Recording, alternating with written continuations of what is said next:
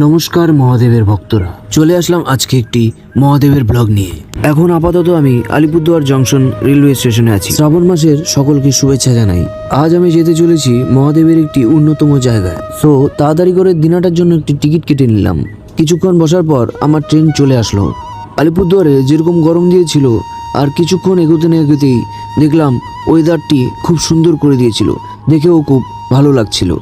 আমি বর্তমানে কোচবিহারে প্রবেশ করলাম, আর কোচবিহারে ঢুকতে না ঢুকতেই দেখলাম ঝরঝরে বৃষ্টি। আজকে শ্রাবণ মাসের দ্বিতীয় সোমবার বলে কথা, বৃষ্টি পড়বে না এটা কখন হতেই পারে না। দেখেও খুব সুন্দর লাগছিল। আর কিছু দূর এগোতে না এগোতেই দেখলাম আবার রোদ্র উঠে পড়েছে। যাই হোক, আমি পৌঁছে গেছি, এটাই বড় কথা। তোমরা তো প্রথমে দেখেই নিয়েছো আমি কোথায় যেতে চলেছি। তো আমি এখন সুন্দর একটি গ্রামের মাঝখান দিয়ে আমি আমার দিদির বাড়ির সামনে চলে এলাম। ঘড়িতে বাজে বিকেল 5:45। সো আমরা এখন ড্রেস পরে বেরিয়ে গেলাম।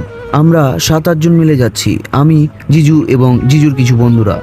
সবাই মিলে রেডি হয়ে আমরা সুন্দর একটি গ্রামের মাঝখান দিয়ে রওনা দিলাম।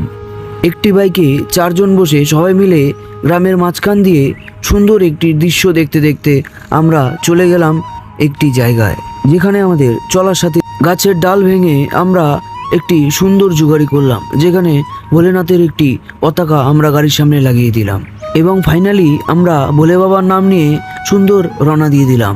তারপর চলে এলাম ডিরেক্ট পেট্রোল পাম্পে তেল ভরতে।